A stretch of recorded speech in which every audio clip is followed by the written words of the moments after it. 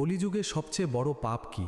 এই প্রশ্নটা শুনলেই অনেকের মাথায় প্রথমে আসে খুন, চুরি, ব্যভিচার, প্রতারণা, মিথ্যা কথা, অন্যায়ভাবে টাকা কামানো, কাউকে ঠকানো কিংবা বিশ্বাসঘাতকতা।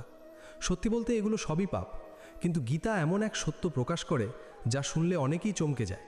কারণ গীতা বলে সবচেয়ে বড় পাপ অনেক সময় সেইটা নয় যেটা মানুষ খারাপ কাজ বলেছিলে। সবচেয়ে বড় পাপ হলো এমন এক অভ্যাস যা মানুষ নিজের ভিতরে প্রতিদিন লালন করে, কিন্তু মনে করে এটা কোনো সমস্যা না। আর এই পাপটাই মানুষের আত্মাকে ধীরে ধীরে মেরে ফেলে। এই পাপটাই মানুষকে ঈশ্বর থেকে দূরে সরিয়ে দেয়।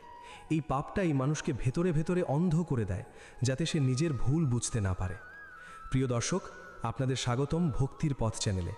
আজকের ভিডিওতে আমরা এমন এক বিষয়ের গভীরে যাব যা শুধু ধর্মীয় কথা নয়, বরং জীবনের সবচেয়ে বড় বাস্তব সত্য।